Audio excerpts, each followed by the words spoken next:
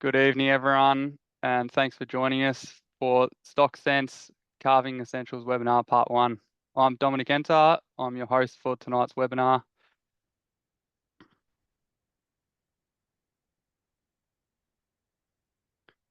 Just a little bit about the project. Stock Sense is run by the Victorian Farmers Federation, and it's funded by the Cattle Compensation Fund and the Sheep and Goat Compensation Fund, and proudly delivered by the VFF Livestock Group. Stock Sense was established to help Victorian livestock producers maintain and improve animal health and welfare and Victoria's overall biosecurity status. We do this through a number of workshops around Victoria. We have webinars each year, such as this one, and we have some resources online on our website, and also a quarterly e-newsletter.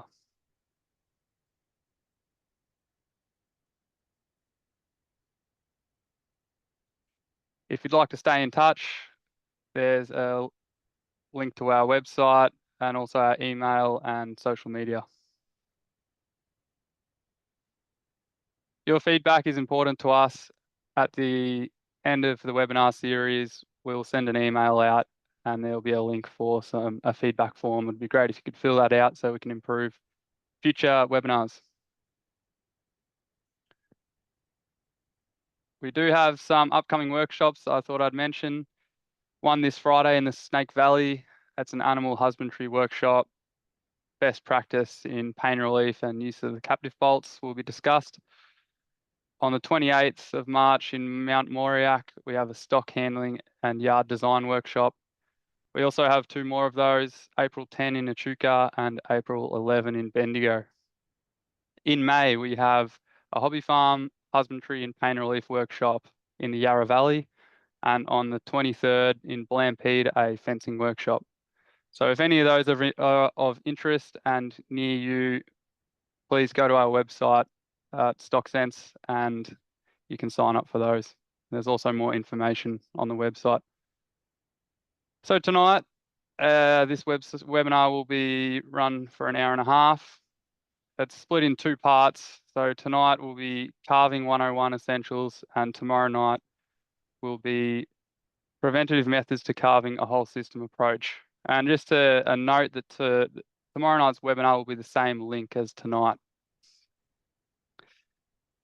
I'll introduce tonight's speaker. It's Dr. Rob Bonnano. Rob is a former dairy farmer, a qualified vet with over 30 years in the industry. He has experience in dairy in multiple countries, including China and the United States, and has run a large number of educative workshops in the dairy industry, including our Essential Carving webinar in winter last year. Given the success of that webinar, we thought we'd run another one with Rob for autumn this year. This time expanding to cover not only the essentials, but also some preventative approaches, which we'll cover in part 2. Bit of housekeeping before we begin. There's a Q&A box. We'll answer these questions at the end. If you have any questions, type them in the box. Roughly, there'll be a 1-hour presentation followed by 30 minutes for questions. And a reminder, slides will be sent out to you via email along with a link to the recording. So Rob, thanks for joining us tonight. I'm looking forward to hearing what you have to say. I think I'll hand over now to you. Cheers. Thanks, Dom. I'll wait for you to close. There we go. I'm going to share my screen. All yours. I apologise to everybody about the fact that I'm appearing as just a little dark screen. My laptop camera is refusing to play the game, which is really annoying. But I'm actually on the road at the moment, and so I'm working from a hotel room. So I apologise for any background noises that I can't manage or control. So thank you very much for inviting me back to present this again. It's a really important thing, I think, for the farmers, particularly new entrants to the industry. But I work with people that have been doing it their whole lives, and find that just going back over some of these sort of really basic stuff. A lot of it is common sense, but it's when you put it down in front of people that they actually can see it there and they read through it. As Dom said, we'll be sharing the slides, and so don't race to try and write down things that are on my list of calving time essentials and stuff like that, because we can certainly get copies of that as we go along. So realistically, what I wanted to sort of point out and make just a real basic comment is that the management that we give the cows prior to calving really affects the calf viability. And that's not just the management of the animals, but it's your preparation. I kind of sort of talk about a lot of footy analogies, like doing the pre-season. And so preparing, when it comes up to calving time, making sure that you've got everything right is just like getting the pre-season under your belt. And then, the good supervision and timely assistance when required right at that point of calving will save lives. And so that's kind of like putting it out on the field once the season starts. And so, being the first week of footy, I figured it's a nice time for a good footy analogy. Just a little overview of what we're going to talk about tonight. First of all, we'll talk about preparing for calving. Then we'll sort of talk a little bit about the stages of labour, because if people don't recognise the different stages of labour, then it's very difficult to know when to intervene, when to go and get yourself involved. I talk about preventing calving problems, and we'll expand a little bit on that more tomorrow night, just talking about a little bit more of the systems approach. But for tonight, we'll talk about ways we can prevent calving problems.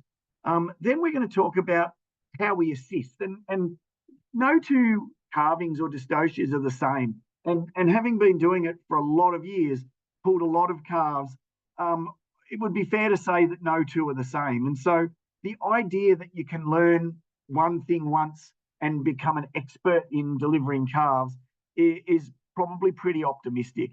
And I would suggest to people that it's a constant and ongoing evolution of knowledge and experience. And it's part of the reason why on the farms that I work with, if we're starting to talk about calving issues and calving problems, I talk about a 20-minute rule, and I'll expand on that. If we've got time, we'll talk a little bit about the care of the newborn calf.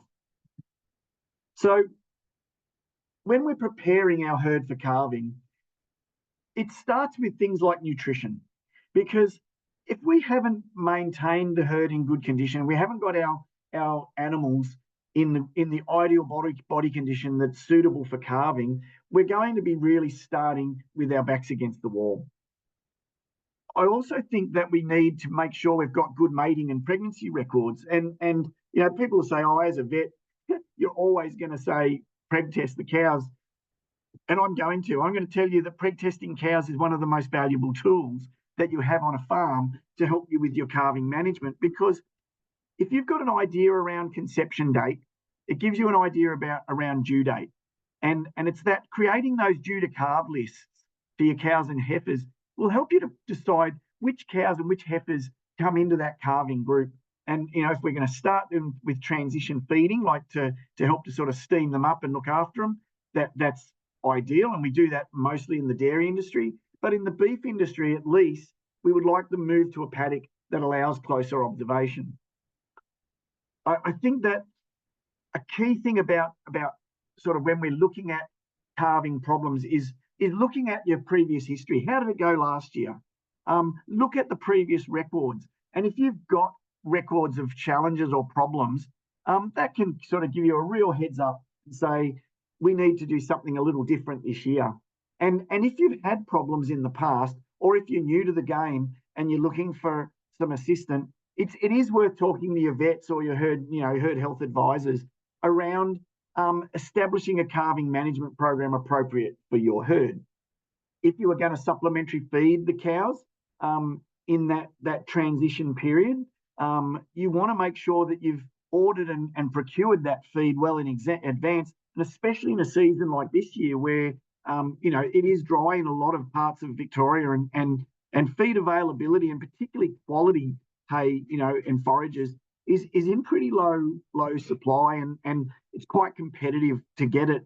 And so you really want to make sure, if you can, that you've got good quality, low potassium hay for those springing cows, those cows about to calve, so that you can minimise the risk of metabolic diseases like milk fever. I think that every farm should have a calving kit, and there's a list here. As I said, you'll get the screen, but if you have these things set aside, ready to go, it's a really good plan to make sure you've got it ready to go. And I like farms to have at least one long chain and rope, a couple of short ones, some way of mechanically assisting to deliver a calf, whether that be a calf pulley, whether it be a calving jack. I tell people don't use things like four-wheel motorbikes, tractors.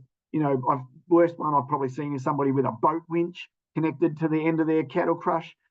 These are not appropriate. We want to be using, equipment that can allow us to do, some mechanical assistance, but don't be ridiculous about it. One of the things that I think that a lot of farms, when I get called out to assist with a calving, just a little bit of lubricant goes a long way. And so having a source or a supply of obstetrical lubricant, ideally sterile or clean, I encourage people when they're assisting with calvings to wear gloves, because there are some diseases that can spread. One Q fever would be one of those. And I do think it's really important, if you're going to be assisting calvings, that you consider getting vaccinated for Q fever if you're not already vaccinated. If you're wearing gloves and other PPE like protective equipment to try and protect you from some of those zoonotic diseases, that's a great idea. But even more simply, I find that if I wear gloves, it kind of triggers a little mental thing in my brain that says to try and be clean, because you're keeping your gloves clean, and it's I think it's really like a mental trigger for me, especially, that when I've got gloves on, I'm thinking hygiene. And so using gloves and lubricant, I think, is a great idea. I've got a calf resuscitator in my calving kit. I don't know that that's absolutely necessary for everybody, but there are some that are available that will allow you to provide some additional ventilation for the calf after you've pulled it out, if it's required. Again, that's sort of one of my optionals. I do like farmers that have got towels and disinfectant and all those sorts of things ready for me when I get there. And I do also think in your calving kit that you should have some way of identifying that calf, whether that be with its LLIS tag right at birth. That for me is the perfect scenario. That way you've got a permanent ID in that calf. But I've got farms that do things like put just neck collars on them that identifies them to their mother. An ear tag, a management tag that they put in at the time, that just so that they can match up cows with calves and get that pedigree right. I keep calf coats available because these calves, especially if it's the middle of winter and you've got a calf that's had a bit of difficulty, by being able to put a coat on that calf and keeping it warm, you will actually preserve the little small supply of brown fat that they're born with, that helps to keep their body warmth in them and reduces their metabolic requirements. And then I like to have a navel spray or dip, so that you can put something on their navel that's disinfectant. And normally that would be either a 2 to 4% chlorhexidine solution or a 7% iodine solution. For the dairy farmers, if there's any listening, don't use teat spray. It's got emollients in it to try and keep teats soft, which is not the ideal thing when you're trying to keep a navel dry. So do use actually non-teat dip iodine. I think that as you're coming into calving season, it's a pretty good idea to have a little bit of a sick calf kit up your sleeve, just so that you've got some gloves and an apron and some disinfectant.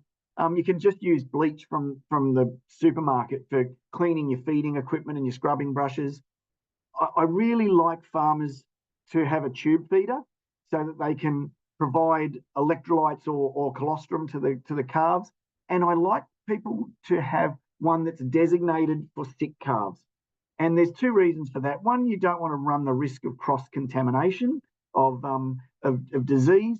But the second thing is, if you're putting any medicated material into that tube feeder to feed to a sick calf, say a scour medication or something like that may have antibiotics in it, you definitely do not want to be using that same tube feeder and potentially, contaminating a calf with an antibiotic residue, because it's super important we avoid those. I like everyone to have a little stash of calf electrolytes, and particularly in beef cattle where you can't necessarily control their feeding. I think it's really important that that's a zero bicarb electrolyte. so that that electrolyte doesn't interfere with clot formation in the abomasum, and allows you to give electrolytes whenever you can catch that calf that's looking a bit crook.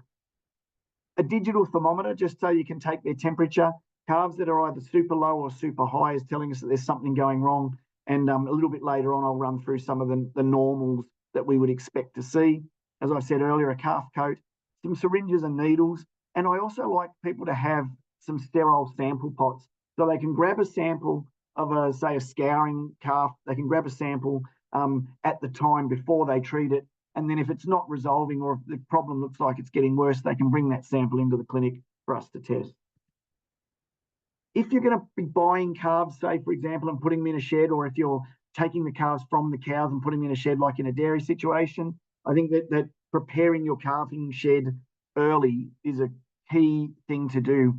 For calves that are going to be running on cows out in the paddock, selecting a calving environment that's clean, and so that the calves can get access to, an area that's got a low burden of bugs, is the ideal scenario. And so the list on here that we've got around, ensuring the pen's cleaned and dispose of used bedding and manure and scrub everything up, well before. Nothing helps, to kill bacteria longer than sunlight and UV light. So if you've got the shed cleaned out for a month or 2 months or 3 months before a group of calves go in, then that's as good as sterilizing it for all intent and purpose. If you leave all the last year's old manure and bedding in the shed until just before the cows calve, and you whip it out the day before and put some fresh stuff in, then those bacteria will potentially still be there. And so I do like to add the bedding in about a week before they're due, let it settle, make sure that you've got enough bedding to last you for the season if you're going to be housing calves, and fix and mend broken stuff, particularly broken leaking water troughs in calf sheds or calving areas, because we don't want muddy, dirty environments, because that can, promote things like coccidiosis and stuff like that. And if we are going to isolate sick calves, make sure that they're prepared as well. And so I do like people to have an area where if they need to, that if they've got a sick cow and calf, that they can isolate them from the others to reduce the risk of spread and cross-contamination. I think that this slide talking about the calving environment and just the calving, I suppose, management of that calving herd is if we've got an idea about the calving pattern, we can manage the stocking density in that calving paddock or pad.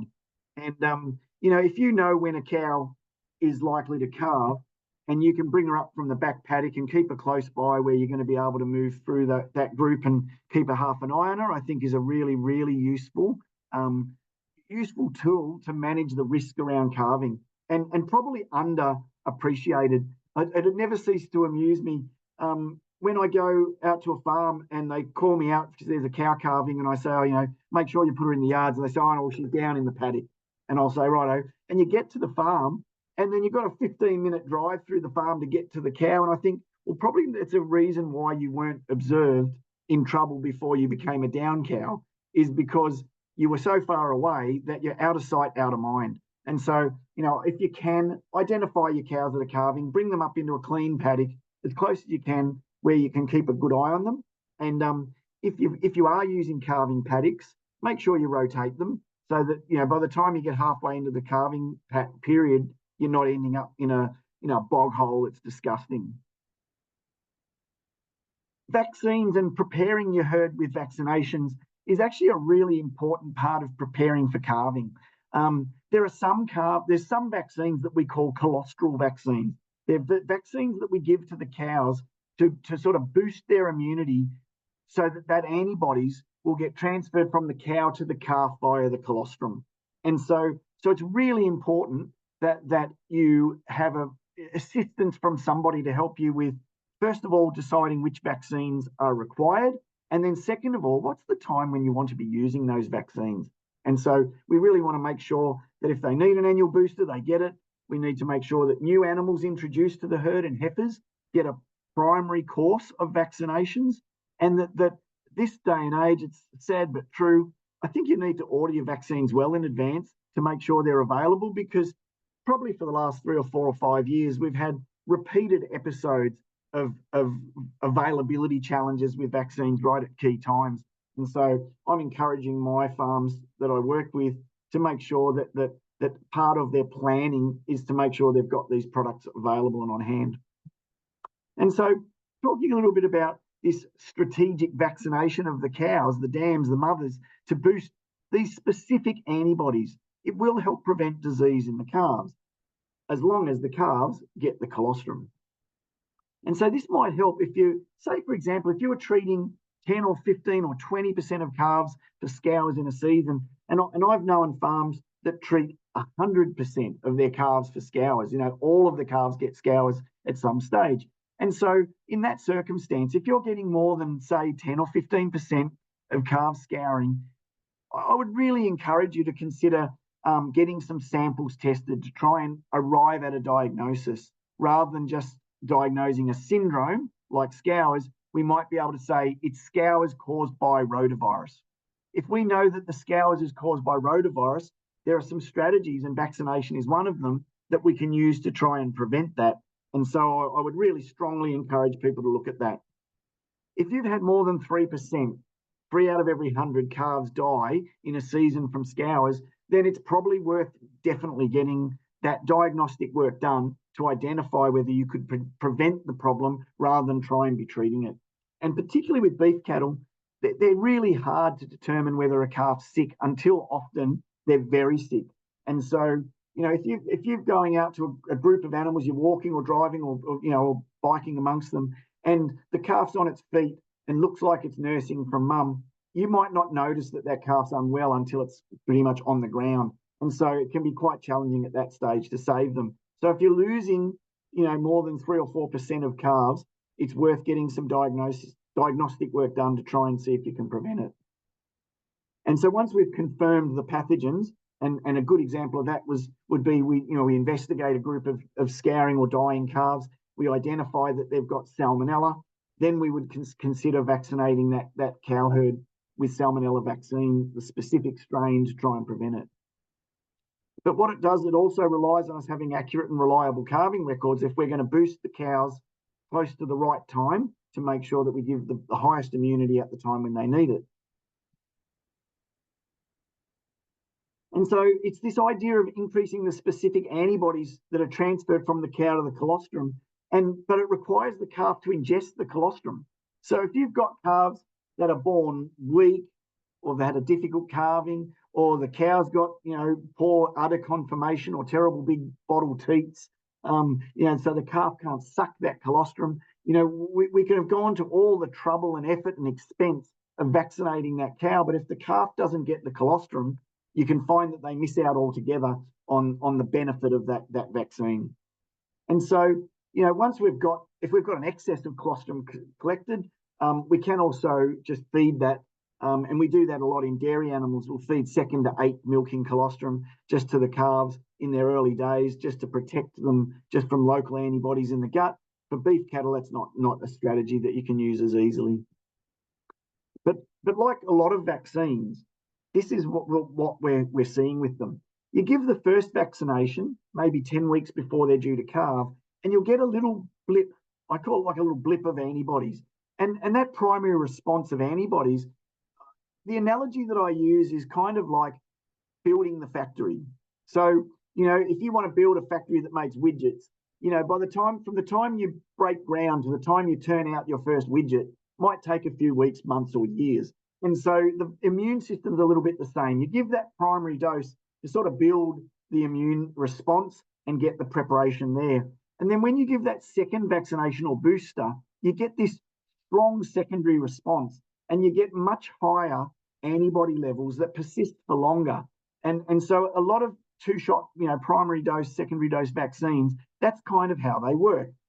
And particularly when we're talking about these vaccines designed to improve colostrum antibodies, we're trying to make sure that we've got maximum antibody levels in that sort of -5, 4, 3, 2, 1 weeks before calving, because what that does is it means that we've got the period where colostrum is being produced in the udder, in the 5 to 6 weeks before the cow calves, is when we've got the highest level of antibodies. And so we've got the most protection that we can possibly pass on to the calf. So I think that's the strategy that I use when I describe vaccines and timing of vaccines for people is I say to them, think in your head, in your mind, who are we trying to protect? If we're trying to protect the calf, it makes sense to utilize this knowledge around antibodies and clostridigenesis. If we're trying to protect the cow, we might just simply vaccinate at any time of the year because we're just wanting to make sure the cow herself is immune. So different vaccines, different purposes may change the timing of when we give them.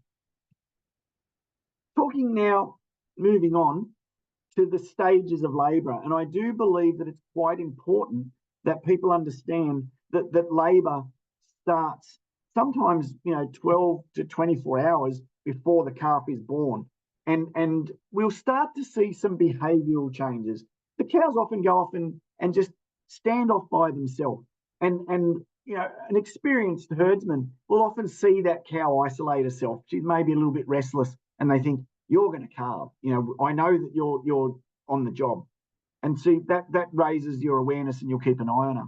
The other physical signs that you'll see is that she starts to develop her udder, and we call it bagging up.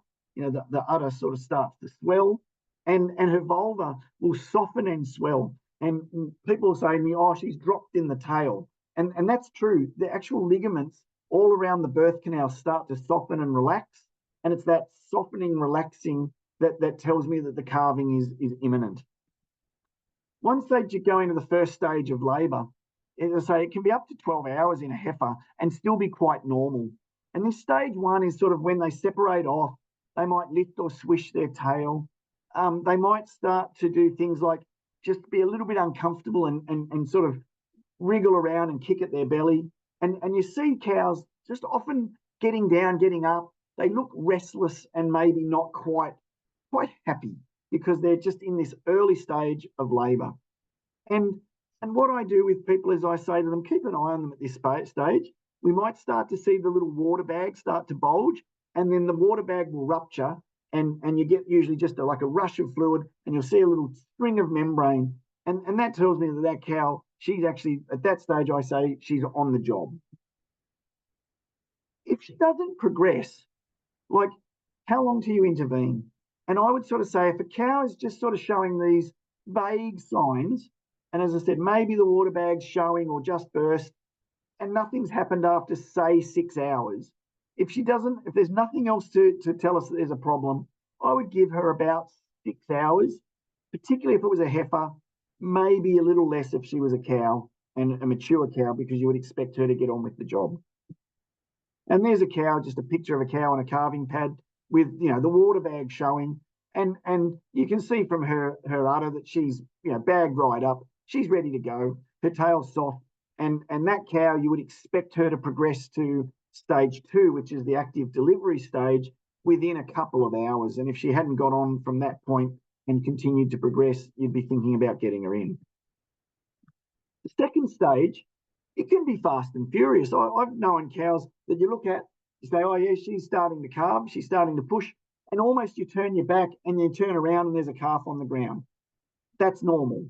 But so is a cow taking 30 minutes, 40 minutes, an hour, so long as she's making slow progress. That stage 2 labour, which is the active part of labour where the cervix is dilated and they're starting to contract or strain, they're pushing, and you've got a broken water bag and you've got the calf often visible, starting to come. You'll see feet, nose, ears, and there's that progression as the calf is expelled from the birth canal.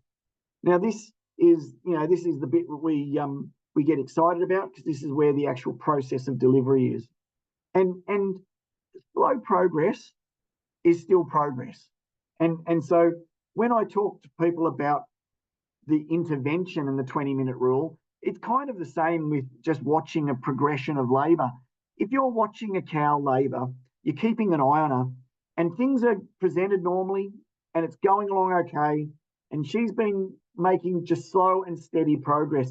I'll often say, that progress, feet, and then feet, nose, ears, feet, nose, eyes, ears, shoulders delivered, and then you want the calf out. And so that process, so long as that slow progression is happening, then I'm happy. If at this point of time, though, you notice that something's not right, there's only one leg, or there's no sign of the head, or there's a tail, or the feet are backwards or upside down, at that point in time, you wouldn't wait 4 hours. You would be thinking about intervening sooner than later.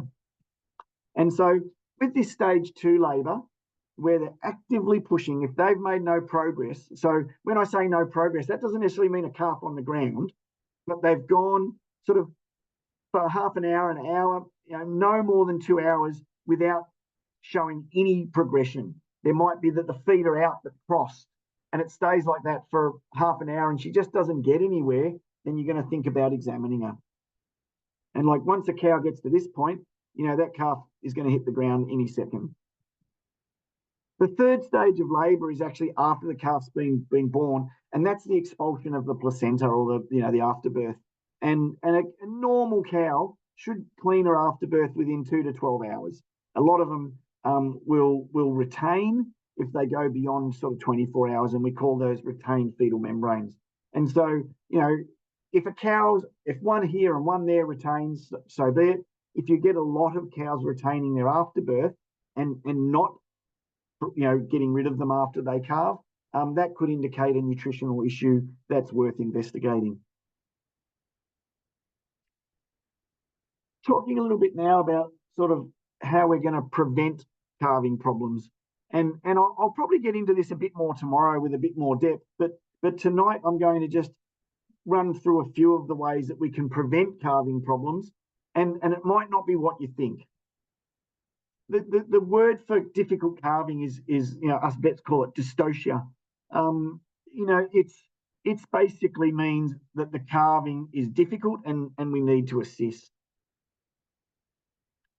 And why does it happen? And a lot of people say, why does this cow not deliver her calf? And it can be because they're too fat or too skinny. It can be because the calf's too big, or the cow's too small, or both.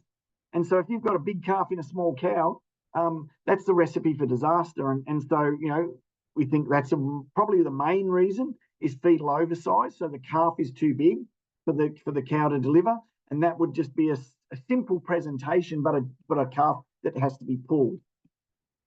You can have problems where the uterus, for a number of reasons, might be weak and the contractions are absent. And so they've got, we call that a uterine inertia. It just isn't moving. And so that's often metabolic, but it can also be related to body condition. We see cows that get twisted uteruses, and the twist can be anywhere from just sort of a little tiny 90-degree twist where things just not quite lined up right, to full 360-degree plus torsions of the uterus. And those ones are spectacular, because when you go to put your hand into the vagina to see if you can pull the calf out, the cow's straining like anything, and you put your hand in, it just kind of ends. And I've had people ring me and say, yeah, look, she's straining like anything, but her cervix isn't open at all. And I'm thinking, oh, that doesn't sound good. And I say, when you put your hand in, does it feel like it's kind of going round in a twisty? And they go, yeah. And I'm like, that's not going to end well. And so twisted uteruses are a cause of calving problems that are difficult for us to correct in some circumstances. And then probably the other really common reason that we see why a cow has problems is because the calf just isn't pointed in the right direction. Their head might be back, the legs might be back, one front limb might be retained. There's all sorts of ways that a calf can malpresent that can cause calving difficulty. And then, as well as this, and I'm not sure if I put it in the slides, no, I didn't, are things like deformed calves. We get the occasional calf that's born with two heads or a big water belly, or we get inside out calves that are born, they've just got basically a fetal deformity. And so I consider that an abnormal position of the calf, even though it's actually a developmental defect of the calf. And some of them, they can just be so confusing to work out. Things like twins. I've gone out to farms where the person's been pulling for ages, and they've got one front leg of one calf and one back leg of the other calf, and they're trying to pull twins out, like that. And so it's making sure that you've got a normal presentation and you've only got one calf is part of the process. I ask here, which ones of these, like which of these issues that are the common reasons why a cow will have difficulty calving, which ones can we control? And we can control body condition score. We can, to a large extent, determine or do things to influence whether the calf's going to be too big or the dam's going to be too small. And we can manage the metabolism of the cow to a large extent to make sure her uterus is in good shape. But we can't do much to prevent twisted uteruses. Certainly transporting cows or running them over long distances just as they're about to calve, putting them in really hilly calving paddocks, can contribute to the risk of twisted uteruses. But to a large extent, we can't change that. And again, to a large extent, we can't do much to change whether a calf comes forward or backwards, head back, head to the side, legs, twisted, whatever. So where I'm going to focus, where we talk about in the next little bit of the presentation tonight, is controlling the things we can control. Because, there's no point losing sleep over whether a calf's going to come forwards or backwards because we can't influence it. But we can certainly influence, as managers and owners of the animals, whether the cows are well enough grown and whether we've selected the right animals, the right bulls to make sure the calf's not going to be too big. And if we've managed the body condition score of the cows so they're not completely overweight or under conditioned. So body condition scoring is important, and it's probably rarely practiced on farms in Australia. It's much more common in other parts of the world. But we know for certain that very fat and very thin cows have an increased risk of calving difficulties, and for very different reasons. The very fat cow is a fat, lazy thing. Often they'll have a big fat pad in their vagina that just simply is in the way. And I've even had cows where I've had to do an episiotomy and actually allow that big fat blob to sort of flop out to create the room to allow the calf to be delivered. And so if you're managing your cows so that they are in condition score, out of 5 for beef cows, 4.5 or 5, so they're basically just obese, no wonder they're going to have difficulties calving. But also metabolically, they're often quite lazy. And so those are cows that can get themselves recumbent. They get down, they can't get up, they get cast while they're calving. Normally I said that a normal part of calving is getting up and getting down. But if you're a huge, big, fat beast and you get down and you get into a bit of a ditch, you roll around for a while, you become exhausted. And those cows will have calving difficulties just simply because they're overweight. And our very thin cows can just simply not have the energy to push. And so managing the body condition is something that we can do as herd owners or managers to really prevent dystocias. And so dairy cows, we use an 8-point score, 4.5 to 5.5. As soon as they get above 5.5, they start to get too fat. As soon as they get 4 or below, they're starting to get a bit thin. With beef, we'd be looking at 3. Normally, I'd say 3.25 is ideal. 3.5 is probably getting up there. And once they're 5, you're asking for trouble. And we've talked about the fact that these very fat and very thin cows have some challenges. Managing the size of your mums is a really important part of us managing the risk of dystocia, because, as I said, we can't control whether their feet come forwards or backwards, but we can make sure that the heifer or the cow is well grown and well fed and in good body condition. We can make sure that we've fed and reared this animal and we've controlled our heifers so that they're not getting access to bulls to be calving as poorly grown 15 or 16-month-old animals, which unfortunately still happens. We see it all the time. We've got animals going through puberty at around sort of 8 or 9 months, running on cows in the same paddocks as bulls, and then getting mated and getting pregnant and trying to calve at 16 months old, only half sized. And so that's the extreme. But the other end of it is that animals that have not achieved their ideal body condition size, their ideal body weight for mating, have been a bit stunted because of poor nutrition, maybe even poor parasite management. They can have had sickness or illness as young stock that's been, they've survived, they didn't die, but they've had, significant respiratory disease at weaning, and it's not been managed well. And those little stunted, runted little things, eventually get in calf. But instead of being a nice big open frame with a pelvis structure that allows, a decent sized calf to pass through, they're tiny. And these small, poorly grown heifers are probably one of the biggest risks that we see in I would suggest a lot of the time hobby farms where the heifers have not necessarily been growing out as well as they could have, but also we see it in seasons like this where the let's face it, the pasture availability for large areas of the state at the moment is negligible, and so supplements are expensive. And so if people are feeding them just to sort of keep them going, waiting for that autumn break, there's going to be a period of time where they're not growing. Some of them probably even going backwards. And so that can lead them to not developing their skeletal structure. When the season turns, they'll put on the weight because they'll be little, short, small framed, but heavy. And so then they go through puberty and they can get in calf.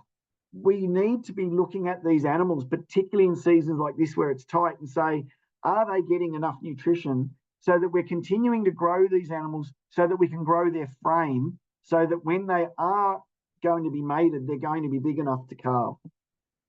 We want our heifers to calve at around 90% of their mature body weight. So if you've got a 600 kilo cow, that's a bloody big heifer, 560, 570 kilo heifer at the point of calving. I would suggest to you that not many heifers achieve that. And so if we're not achieving those sort of targets of around 90% of mature body weight, 85, 90, 95% of mature body weight, that there is more work we could do on helping our heifers get to those body weights. But it's not only body weight, because puberty will be a function of body weight, but we need to also make sure we're growing frame to make sure that our heifers are in the best, going to give us the best possible outcome. The selection of the sire is critical, and disproportionately large calves, we call this a feto-pelvic disproportion. So in other words, the calf's bigger than the pelvis it's got to come through, and we see that where people have chosen bulls that are inappropriate for the breed of heifer, or the bull himself is not a low birth weight bull.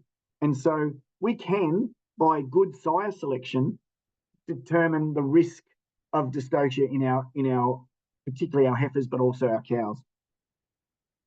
And there are calving ease bulls available, and almost all the breeds have got calving ease selections criteria. And in some parts of the world now, we're even able to get differential calving ease on heifers and cows, which is kind of cool because it gives you an idea as to whether a bull that may be a calving ease bull is still a calving ease bull if you're using them in heifers. And I sort of explain it like that if we put the right bull in the right cow at the right time, you're going to give yourself the best chance. And I always say to people, if you put better than average over better than average, on average, you'll do better than average. Now that what I'm getting at is that you can do all the right things with your sire selection and still get big calves. It does happen. I think that we see that a lot less in the dairy industry, particularly now, where they're using artificial insemination of genomics young sires, genomically tested young sires, because the bulls that used to sneak into some of these sire evaluation programs that were cow killers, they had gigantic calves, they just don't make a team anymore. If you're natural mating, though, you still have access to EBVs and genomics in a lot of those stud animals. Well-bred animals, you can actually get this data and get this information to help you to make these decisions. And I would really encourage people to consider using those tools that are available for us, like Good Bulls guides, gestation length, managers. There's a whole bunch of stuff that you can do that will help you to prevent the dystocia just simply by your sire selection. I've put in a bit about transition management and feeding, probably more relevant to our dairy cows than it is to our beef cows. But to be perfectly honest, dairy cattle, particularly cows, managing their nutrition and their management around that transition is important, because if they become subclinically hypocalcemic, so their blood calcium level is a little low, that can affect their uterus motility, the ability of the uterus to contract, and also reduces the risk of metabolic diseases that really contribute. Things like grass tetany and milk fever really contribute to the risk of dystocia, but also other problems like prolapses and things that can happen after calving. And so if you're seeing a lot of metabolic issues around the time of calving, whether it be dairy or beef cattle, then you really do need to have a close look at your nutrition and feeding of those cows at around the point of calving.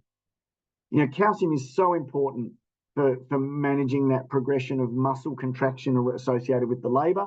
And there are a bunch of people that can help you, whether it be a vet, a nutritionist, or just a herd level consultant that can assist you with working up a program to assist you with managing the risk, I guess it is, of metabolic disease at calving. This is the fun bit, getting in and getting your hands dirty and helping. I sort of say to people, identify the problem and make sure that you don't make the situation worse.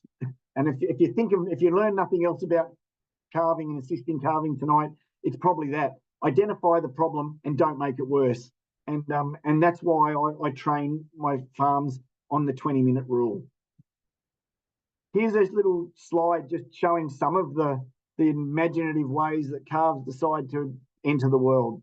And I could probably draw another 50 if I could draw, because, as I said, no two calvings are the same. The typical presentation is the one in the top, well, it's the top left of my screen. Normal presentation, that's kind of the calf just diving out. You know, feet, nose, slide out of the cow. And sort of gravity helps all of that, and so does the uterine contractions. The next one is the posterior presentation. It's coming backwards. And it's kind of like a normal abnormality. A significant percentage of calves will present posterior. And providing they present posterior and the calf's appropriate sized and the cow's well grown, they usually have minimal difficulty delivering those. But we do get a bit excited and want to help those because we see upside down backwards feet. And so I don't have a problem with people getting in and helping those. Some of these other presentations, you know, all 4 feet coming at once, I hate those because it's really hard to determine whether you're dealing with 2 calves or 1 calf in transverse presentation. And the ones that just present with the middle of a back, you tell me what you're meant to pull on if you've just got a middle of a back presenting the uterus to the cervix. They're really hard. And those are the sorts of ones that a lot of the time the farmer will put their hand in and they just go, I can't feel anything. And they call us up and we'll go out and help. So the 20-minute rule for those is about a 20-second rule. Heads back, heads to the side, heads down, heads under, shoulders back, all those sorts of things. It will depend a lot on how compliant the cow is and how skilled the operator is as to whether you can or can't correct those presentations. And so I just usually say that in those, that's where my 20-minute rule becomes really quite significant. And so the question, I briefly covered this earlier, is when do we help? Like, how do we know we should be out there doing something? And my argument with that is that if they're not progressing, if there's an obvious malpresentation, or if the cow or the calf is showing signs of distress, then we should consider intervening. And one of the ways that the calf would show distress is that you would see that brown staining of the liquid, the meconium is you know, if that liquid becomes bloody or brown coloured that's coming out, then that's a good sign that the fetus is in distress or that the placenta may be compromised, and we should get in and get ourselves involved. And the points that I make here around intervention is that the intervention will depend on your experience, and it will depend on your judgment. And I make the point that only intervene if you can do it safely. I absolutely hate when people call me out and expect me to try and deliver a calf behind a gate, you know, up in a paddock because they've got no yards. If you don't have facilities to allow safe handling of an animal and safe examination of the animal, then you really should be reconsidering whether you own animals. And I'm sorry if that's blunt, but that's I've broken nearly every bone in my body over a 35-year career as a vet, and most of the time it's been because the facilities that I'm working in are substandard, and so it's just not safe and it's not right, and you shouldn't put people in that situation. So I do think that's a really important point that I would make, is that part of preparing for calving and being a responsible owner of animals is having facilities that allow safe examination. Before we go, make sure you've got your calving kit with you. There's nothing worse than getting halfway through delivering a calf and realizing that you're missing something that's important. As I say, a good crush that's fit for purpose and well maintained. I carry WD-40 with me in my car for exactly that purpose. Half the crushes I go to, you can't open the gates or the headlocks because they're rusted shut. That's a disgrace. I like 2 buckets of water because I'm a sook. I like one that I can keep clean and one that I can clean up in, and one that I can work on. And I do think that hygiene is a very underestimated and very underutilized part of calving assistance, because I'll often go out to farms to help, and I look at by the time I get there, the reproductive tract of the cow is like putting your hand into a bucket of sandpaper, because there's that much dirt and grit inside this cow. And I think, how is she going to recover and thrive when people have just been putting filthy, dirty hands and instruments and equipment inside her? And so hygiene is another really important part of this calving 101. Make sure you've got good equipment, and make sure you've got the right equipment, and make sure you keep it well maintained and clean. My basic principle: you've got to assess the size of the calf relative to the birth canal. And I get really frustrated when, as I say, I'm at the point now in my career where I don't wallow in shit. If the cow's down and the calf's hopelessly oversized, I call it as it is. If a calf can't be delivered because it's oversized, you can normally tell that quite quickly. And I have a couple of general rules.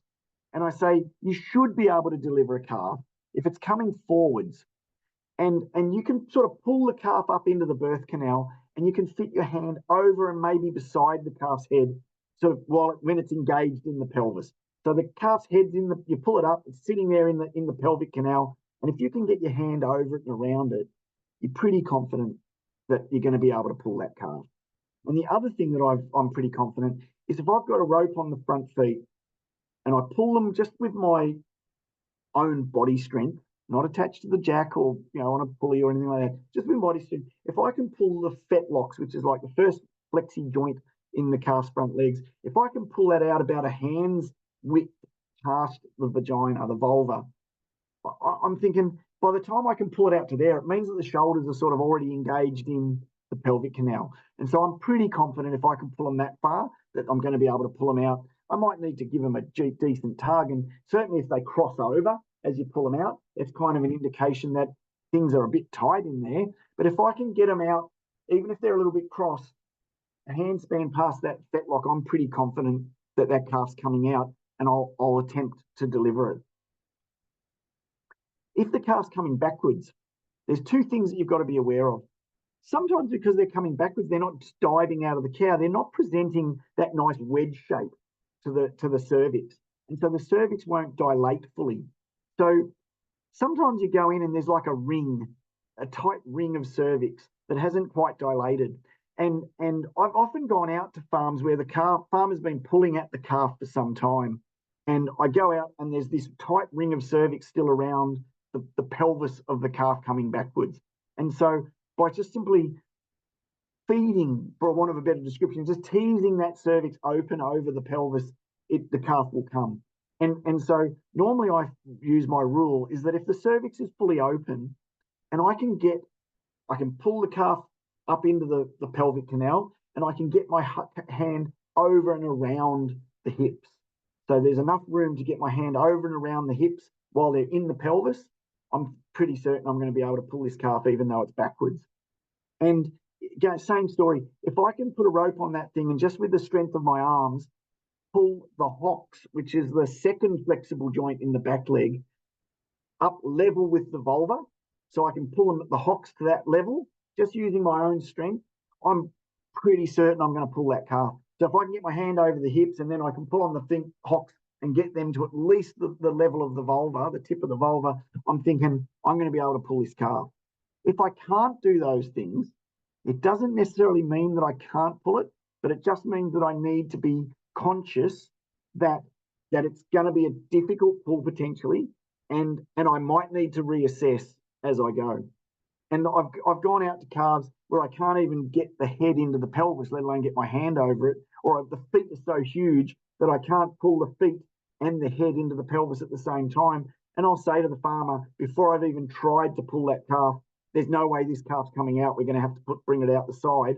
And they'll say to me, almost without fail, but you haven't even tried. And that frustrates me because, we've got these general rules of thumb, and I use them because I know that from both experience and training that if you cannot pull the feet even into the pelvis, that you've got bugger all chance of pulling that calf, and you're probably only going to do damage to the cow, the calf, or both. This question around front legs and back legs, and this is one of my favourite little posters. We provide this one to a lot of our pro dairy clients, and they put it up at their calf crush, because at their delivery crush, because you've got to count the number of bendy bits between the elbow or the hock, because a calf that's coming forwards, if it's a front leg, it's got 2 bendy bits before you get to the pointy bit. And if it's a back leg, there's only 1 bendy bit before you get to the pointy bit. So the elbow and the hock are the pointy bits, but a front leg has 2 bendy bits and a back leg has 1. And if you remember that and nothing else from tonight, at least it'll stop you from being the idiot that pulls on a front leg and a back leg, and when the vet comes out, they laugh at you, and you know that you've been pulling on either 2 legs from the same calf, but not 2 front legs and 2 back legs, or it's twins. So if you've got 2 bendy joints before a pointy bit, you know that it's a front leg. And that's just, again, really good, really simple. And the other thing that you can remember about hocks is that the back legs bend opposite direction to the fetlock. And so, but I just think 2 bendy bits versus 1 bendy bit, 2 at the front, 1 at the back. With our chains, I prefer chains as a vet, but on farms, a lot of the time people use straps, and I have no problem with people using calving straps. And the reason why I don't have problems with people using calving straps on farm is because I find chains as a vet easier to disinfect between farms. So I'm less likely to be, potentially compromising biosecurity with straps. I like using soft ropes for head snares, and so that presents a challenge for disinfection. But just keep in mind that chains are a little bit able to be kept cleaner. The way how I've got the picture there, where the loop goes above the fetlock, and then there's another half hitch below the fetlock, with the chain running across the top of the limb, I think is the ideal way to do it, to prevent the risk of both fracturing the leg, but also if you turn it the other way, the foot tends to flex up. So as you pull the calf, because the foot then flexes up, it tends to catch, for a better way of putting it, into the vaginal wall and is more likely to cause damage to the vagina. And so I like them to sort of, as you pull them, to tend to flex them down rather than up. And so that's why having the chains over the top is the way to go. Often when I use a strap, I just put 1 loop above the fetlocks if it's a nice broad strap, and then I'll put my hand over the fetlock, over the hoof, as I'm pulling it out, just so that I prevent that upward flexing, just to prevent that a little bit. The other thing that I think is my other little tip and trick is use head snares. One of the things that I often find is that when I do get called out to deliver a calf that's presented forwards, the first thing I'll do is make sure I've got a head snare on that calf. I usually want to be able to do one of 2 things. I either want to apply traction to the head independently of the legs, or even sometimes at the same time as the legs. And sometimes I'll pull on one leg and the head to advance one shoulder or the other while keeping the neck extended. And so use of a head snare is actually a really useful skill to have. And so learning how to put a head snare on is pretty cool.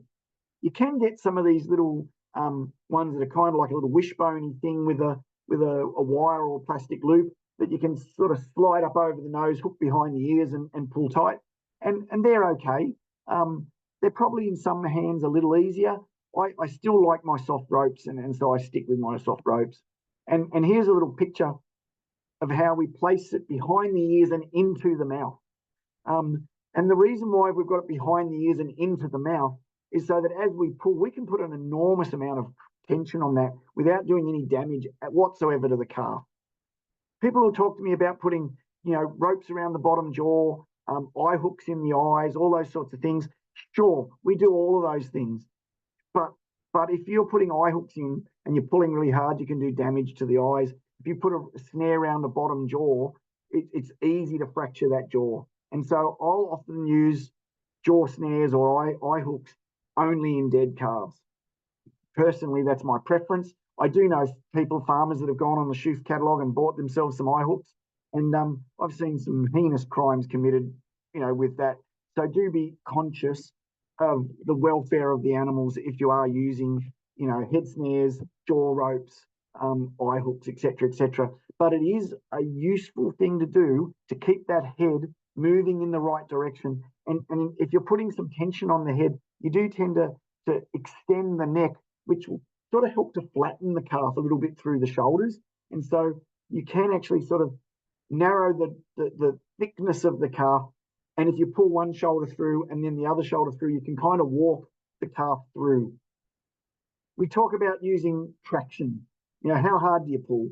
And I said earlier, use people power, handles on the chains. You see a couple of people pulling it. We use ropes. I've known people to put truckers' hitches on and try and use the mechanical advantage of the ropes. But we also use carving pulleys or carving jacks. And the problem with those is that people can get a bit carried away, particularly with the carving jacks, and do damage. But used judiciously, I think they are a wonderful, wonderful tool. Using tractors, quad bikes, utes, boat winches, all those other things, they just shouldn't be used. There's been times in emergencies where we've done it, but it's really a case of using common sense, and it shouldn't be part of your day-to-day plan. It should be absolutely emergency only. I would never recommend using mechanical devices other than carving pulleys or carving jacks to deliver a calf. So here's an example of a cow that's being delivered front on. The calf's coming the right way, and you can see the person there assisting has just got their hand in, hooked it in behind the ear of the calf. So, and they're going to bring their hand up and over the top of the pole of the calf as that calf's being delivered, just to help stretch and deliver the calf. And I think that's a really useful strategy. And a lot of the times on farms, when you're working in isolation or working alone, it's difficult to do the pulling and the manipulating. And so often as the vet, when we arrive, we'll engage the assistance of the farmer to help doing the pulling and make them do the hard, heavy work while I'm doing the manipulation at the cow. And that can make a really significant difference. Having an extra pair of hands is worthwhile considering. So this idea of sort of crawling the calf, you're pulling on one leg and then the next, and then the next, and then the next. And the reason why you do that is that if you pull one shoulder through and then the other one, it kind of a bit like Superman, you've got one arm up, one arm back, and that will extend the shoulder right out. And rather than trying to deliver both shoulders at once, you're delivering one, then the other. And I've got a little picture here to show what I mean. And so if you're trying to pull both at the same time, you're presenting the broadest part of the calf to the pelvis and just trying to skull drag it through. If you pull on one leg and then the other, you can kind of slip one shoulder through, then slip the other shoulder through. And by the time you've got those shoulders slipped through, the broadest part of the calf then is delivered until you get to the hips.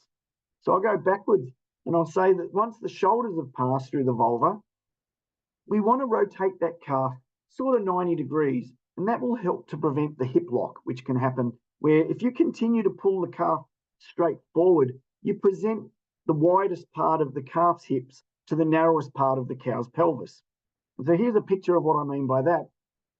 If you rotate the calf through 90 degrees, you kind of line up the calf's pelvis to go through the broadest part of the cow's pelvis.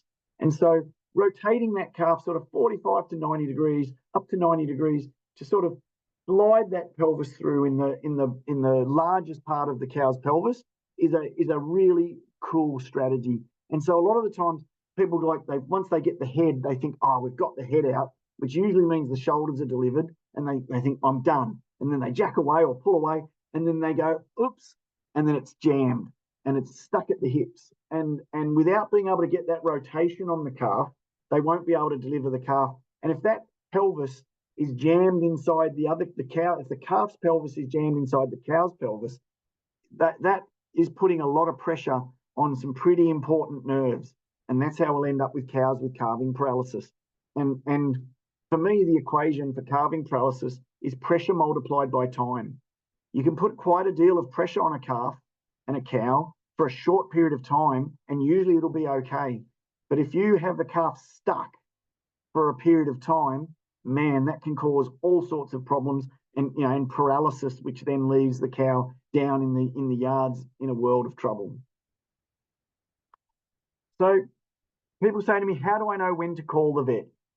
And I think that there's a couple of different strategies and criteria that I use.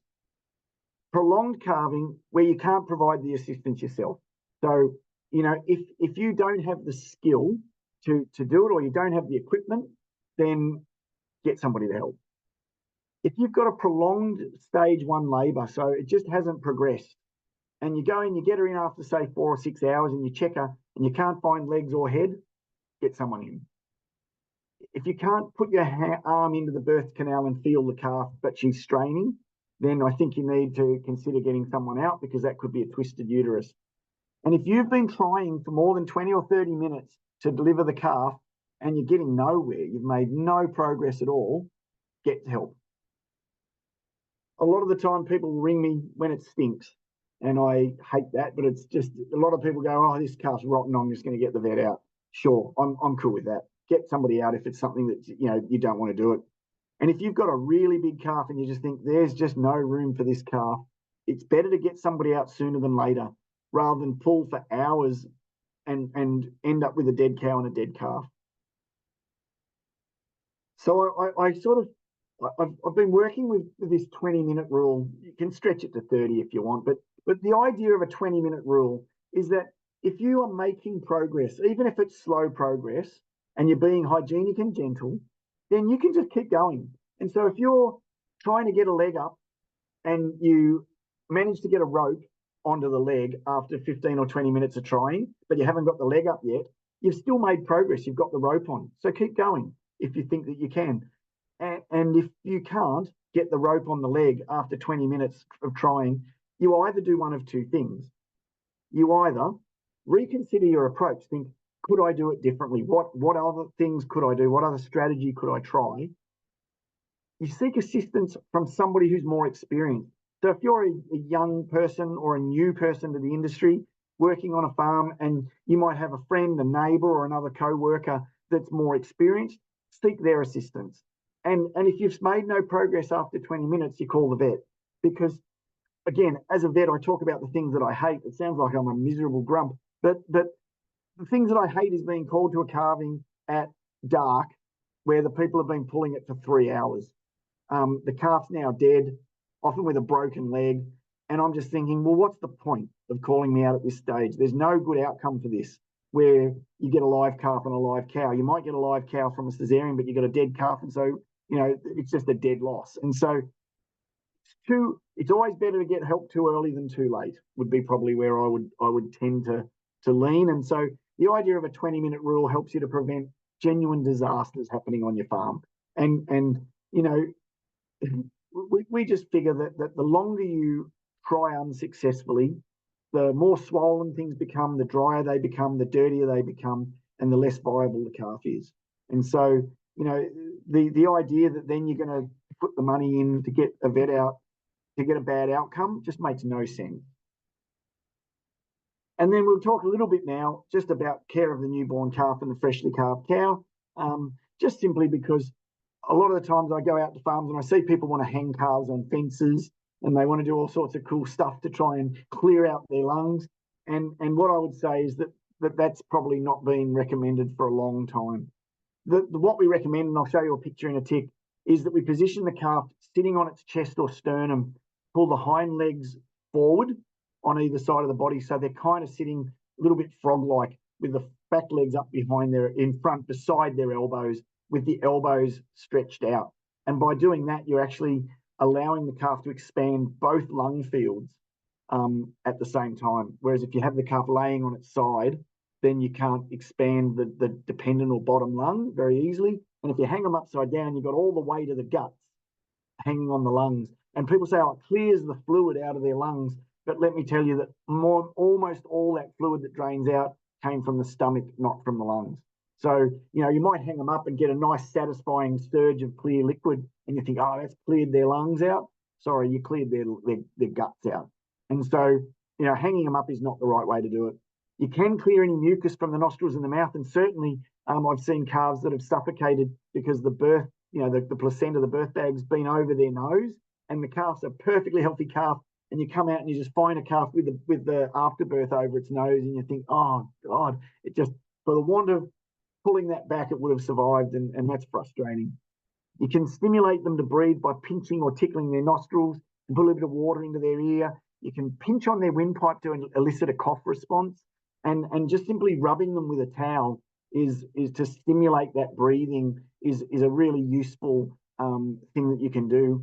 And we like the calf to keep them nice and warm. If it's super cold, you can warm them up. I've worked in places in the world where it's so damn cold that you've got to dry their ears with hair dryers, or else they freeze and fall off. It's rare for the conditions to get that cold here in Australia, which is lucky. So here's the picture I was talking about. There's a perfectly presented calf that's been set up with his back legs sitting up, forwards beside his elbows. And you see both of those elbows are pulled out so that the calf can expand both its lung fields. That calf has a better chance of ventilating than if he was laying on either side or hanging upside down over a gate. As I say, we manage hypothermia. I do think that calves that get chilled really will struggle, because they're born with very limited reserves of brown fat that they can use to shiver and keep warm. And I do think it's important to disinfect the navel if they're calving in a dirty environment. If you've pulled them out in the yards so that they've landed in that cow yard where you might have been preg-testing cows the week before, it's probably hardly the cleanest spot on the farm. And it's really important that we do what we can to reduce the risk of navel infections, which can then spread to the joints. If the calf was assisted, sometimes that calf's a bit weak and won't want to get up and suck. And so you may need to supplement them with colostrum. And I encourage all farms, no matter whether they're beef or dairy, to have a little stash of colostrum on the farm. At least 2 litres of high quality colostrum stored away. It freezes for up to a year and will maintain those antibodies, providing you thaw it and don't let temperature go above 50 or 60 degrees, probably ideally no more than 50, to just make sure that you thaw that colostrum out in warm water, but not hot water, just so that you don't cook the antibodies. Check all the calves for any abnormalities at birth. And I think that's important, because if a calf's born with a significant and life-altering abnormality, it's better to deal with it quickly than it is to let that poor calf suffer. And so, things like cleft palates, I've seen, as I said, some really gross deformities. Calves that are born that have got almost zero chance of successfully being reared should be euthanized as quickly as possible.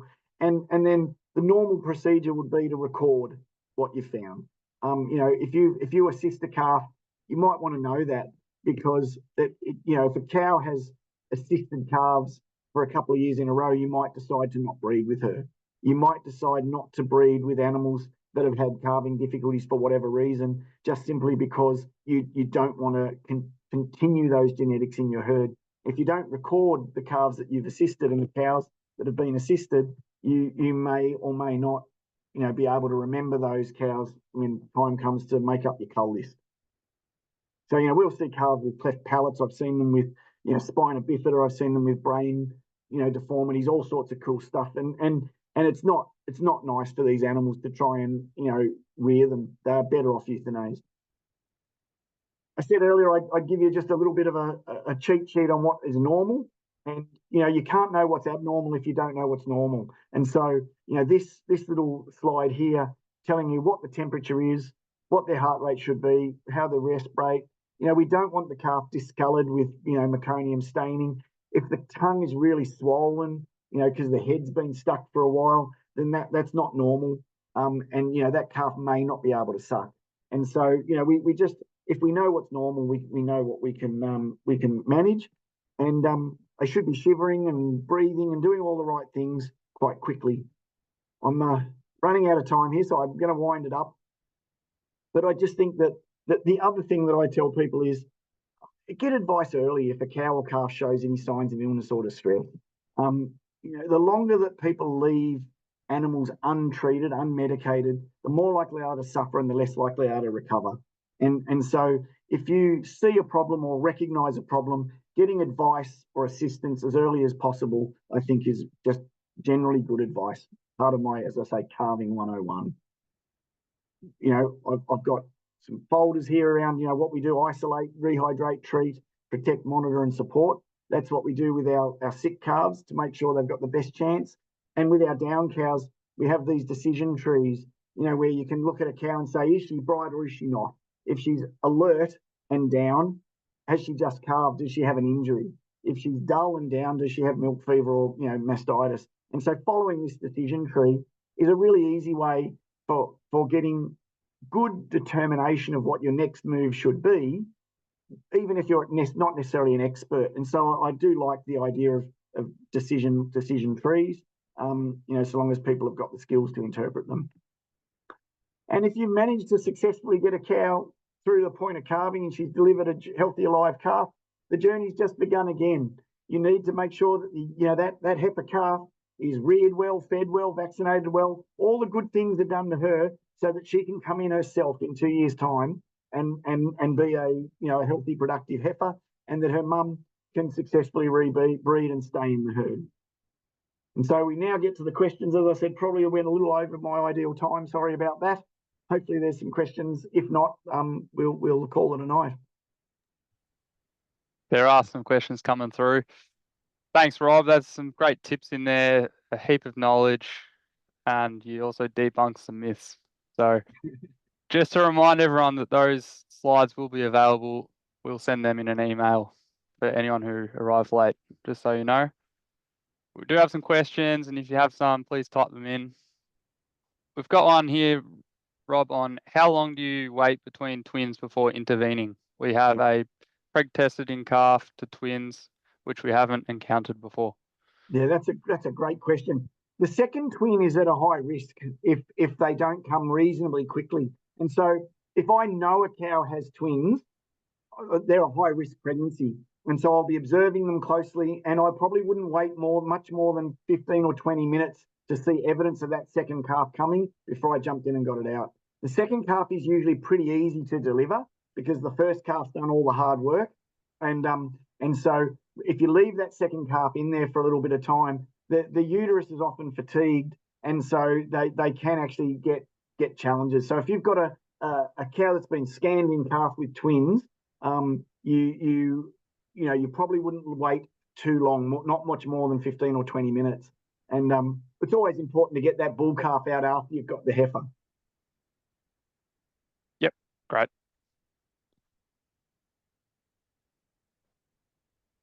What causes a twisted uterus? You did mention that hilly country can cause twisting.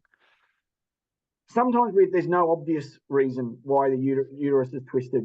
We do have farms occasionally where they'll just get like a little spate of them. They might see 2 or 3 in a really short time frame, and it's often associated with transporting those cattle just prior to calving.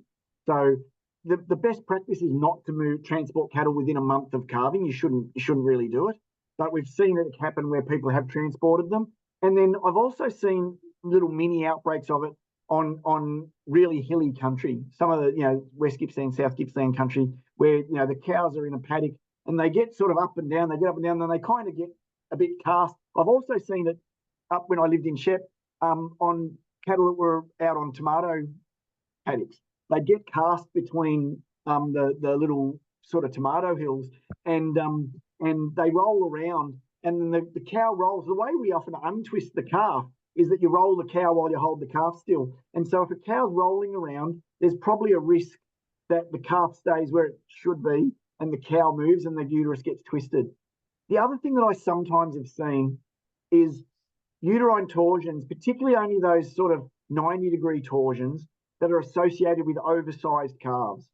So if you've got a very big calf and that cow's working really hard to try and get it up, and she's up and down and up and down, I've certainly seen uterine torsions associated with really big calves, and they're heartbreaking because you bust your hump to get the uterus untwisted, and then you've still got a calf that you can't pull out.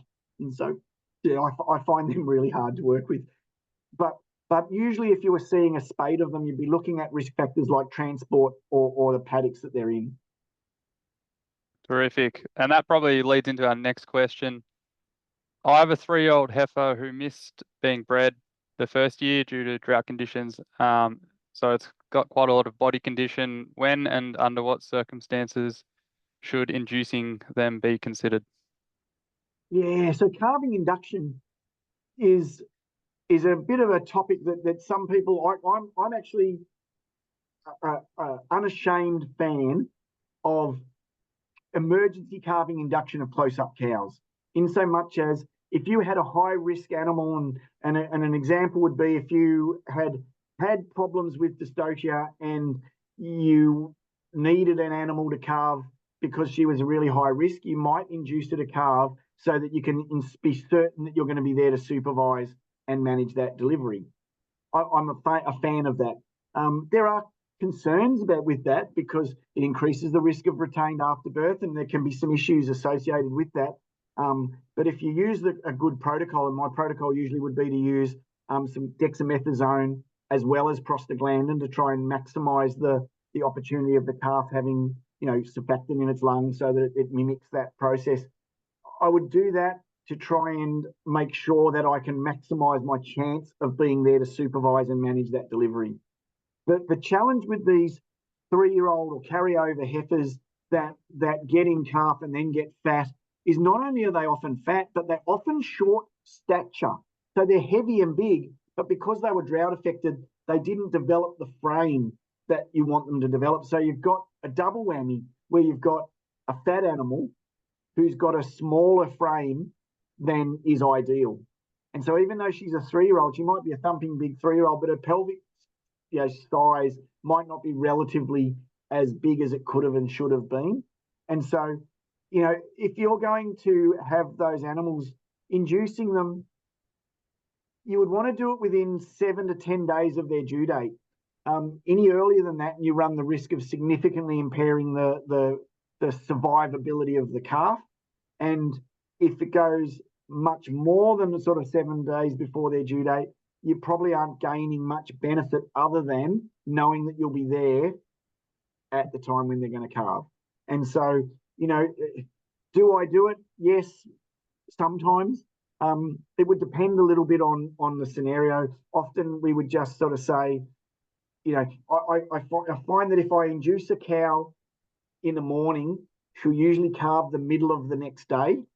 And so I once had a scenario where we had a farm that had a lot of heifers having difficulty, and so we decided we'd induce all of the heifers. And I didn't give it a lot of thought, and we did it on a Thursday, which means they all calved on a Saturday. And one of my colleagues who was on duty that weekend ended up doing 7 cesareans on a Saturday, and he didn't speak to me for 2 weeks. And so, if you're going to use it for planning, be sensible about it. Don't do it at a time where you're not likely to be able to get assistance. And so, would I recommend it? Maybe, I guess is my answer. It's not a great answer, but I maybe would. But as I said, talk with your vet about the protocol. Make sure that you've got yourself in, all your ducks in a row ready to go. And be aware that even though they're now often quite big and fat as a 3-year-old, if they were undergrown, they might not have the frame size to deliver a calf. I think you've had a pretty good go at that. Thanks, Rob. How do you rotate the calf 90 degrees after shoulders are out?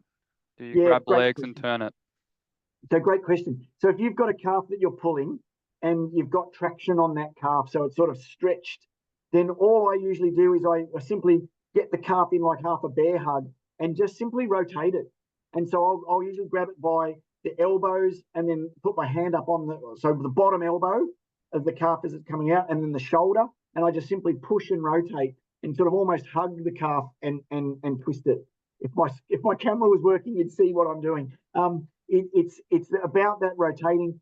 I have had times where the calves are already hip locked, and we will use something like a piece of pipe between the ropes on the front legs to help us with that torsion of the calf, or twisting around of the calf. But if you're doing that, be aware that you don't give the calf a spiral fracture of the limb if you're putting that rotational torsion on there. But so generally, I would try and grab so the bottom elbow, like the elbow that I want to be the bottom, and the shoulder where I want it to be the top, and push and pull, and sort of try and rotate the calf by physically rotating it as it's coming out of the birth canal. Usually, if you and this is where it's good to have two people, one pulling, one manipulating, because if you're trying to do the jacking of the calf, it's harder to twist it at the same time. But if you've got someone else who's pulling on the calf, you can be right up at the cow doing that just last little snib, that little twist that just flop the calf out as it's born. I'm not sure if I've still got the picture. I can go back probably. There's a picture of the cow. Where is it? She's calving, and you'll see the calf itself has already twisted a little bit. Whereabouts am I? I'm going way back. There, whoops, that one. See how that calf's kind of already twisted around a little bit? The pelvis is delivered, but as the calf gets before that point, you would just grab the elbow and the shoulder and just rotate the calf, and that will help to deliver the calf. And as I say, once they get to the point where the hips are through the pelvis, gravity will help that calf be delivered from that point. So you mentioned pushing at one point. Is that early on? So when I say pushing, I'm pushing down on the shoulder while I'm lifting on the elbow. So right. I'm sort of trying to physically bear hug the calf and push and pull to rotate it. So I'm trying to twist that calf through about 90 degrees so that it presents the narrowest part of the pelvis to the cow. We're wanting to present the narrowest part of the pelvis to the cow's pelvis. If we can achieve that, we're going to improve the likelihood of getting that calf out, especially if it's a big one. Little ones just slide through. Most calves should just slide through, but if they're real big, that extra little tip, that little trick will get calves out that otherwise you could pull till your eyes popped. It does make a difference. Yep, great. And we have one more question about calf pulleys and calf jacks. Firstly, where do you get those from, and is a wire strainer an alternative method, or would you not recommend that? Yeah, I don't recommend wire strainers. I know people use them. The challenge with wire strainers is that they're very difficult to release the pressure and adjust the pressure in subtle ways. Like you can get an enormous amount of traction on them, which is probably in itself not ideal. Whereas if you're using a pulley system, we make up the pulleys just using shipbuilding stuff. So we go to the sailing shops and you buy, a pulley with a cleat and a pulley without a cleat, and you can pull the pressure up and lock it in, and so then you can hold pressure. But if you want to release it, all you do is flick the rope up, and then you can just release the pressure off. So you can kind of almost work with the contractions of the cow if you use a pulley, which is why I prefer pulleys. Calving jacks are great, but you've got to use them judiciously because you can pretty much skull drag a calf out with a calf jack, and you can do all sorts of damage if you're not careful.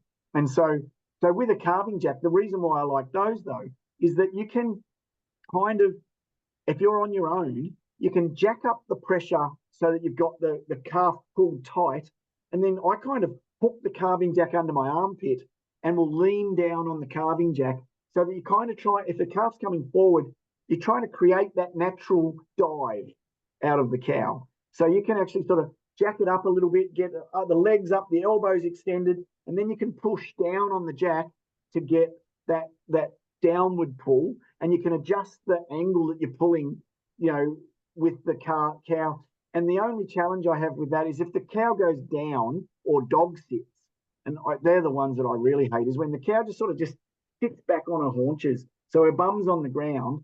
And with a calving jack, there's almost nothing you can do with those until you've got to let the cow out, let her lay on her side, and then you might be able to still jack it out.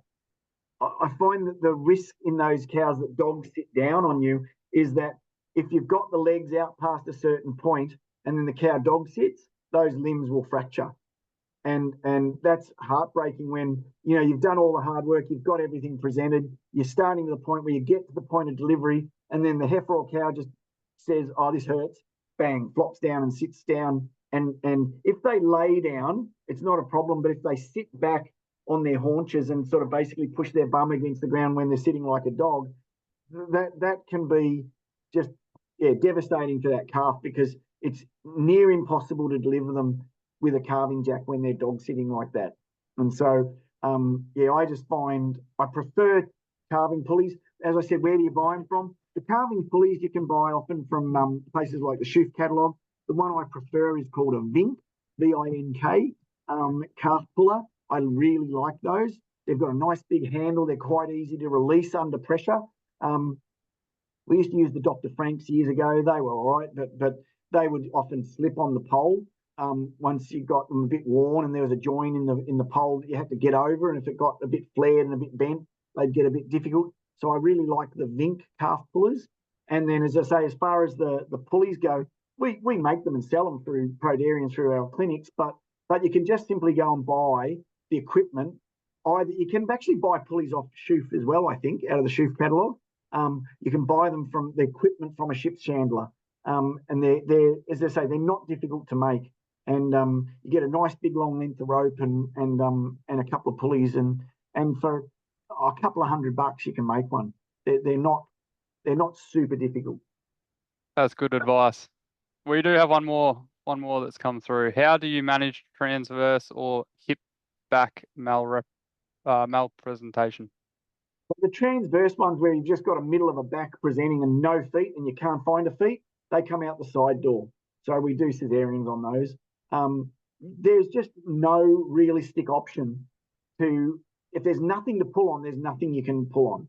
And so you get the occasional calf where you put your hand in and there's just, you can't get to the head, you can't get to any of the legs, and there's just a back presenting, and they're a cesarean. The other one you said was what, a transverse? Transverse, yep.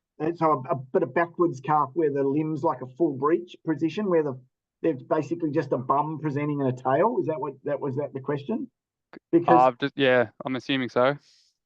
If we go back here, whereabouts are we looking at the pictures? So these ones where you've just simply got like a hip flexion where they've just got a bum, no legs, they're actually challenging, and they often do require us to have a vet. And this is the one that I think the second from the left on the bottom of that slide.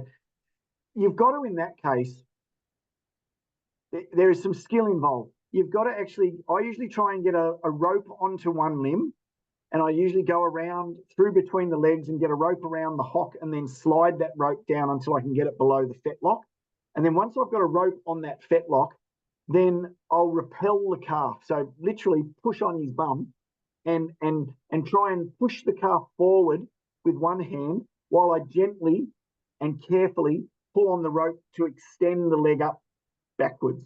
So you push the calf forward to create the room, and then you have a rope down as low as you can on the thing just above the hoof, and try and flex that fetlock and slide that foot up and get the first leg out. Once you've got one leg out, the second leg's usually reasonably easy unless it's a gigantic big calf, or a dead, what we call a wombat, where the calf's just dead and bloated. And if they're dead and bloated like that, again, it does require some skill. The way how we get them out is we actually cut down over beside the pelvis, disarticulate the hip bones, and actually put a rope or chain around the head of the femur, and basically pull the leg bone out of the calf, inside out basically. So you remove the bone from the calf, and we call that like just a subcutaneous phytotomy, and it's challenging if the calf's not dead enough. So they're almost better to be a bit more rotten to do that. If you've got those real genuine wombats where it's just so swollen and so bloated and starting to stink, you can actually get them out, but by goodness, it takes some work. And you've always got to say, you know, what is the economics of this? And people often complain about what we charge them to do it, but it's a job that does, as I say, take time and requires skill. And so if you've got a cow with a dead bloated calf in it, I'm rarely going to recommend a cesarean because the outcomes are poor. If you've got a nice freshly dead calf and it's a hip flexion that you can't correct for whatever reason, then I'll do a cesarean. But if the calf's alive or freshly dead, I'll recommend a cesarean. But if it's rotten, I'll usually try subcutaneous vectotomy on those. And it's putting it, without trying to sound like a smart aleck, it's probably beyond the capability of most farmers to do, because we give them epidurals, we give them a relaxant to relax their uterus, and we've got the equipment to be able to make those cuts and do the things that we need to do. So it's knowing, how did Clint Eastwood put it? A man's got to know his limitations. I think that's a really good statement when it comes to calving. You've got to pick your battles, and some of those hip flexions, particularly really rotten dead ones, and transverse presentations where they're back first. Some of those are incredibly challenging to get out without some extra help.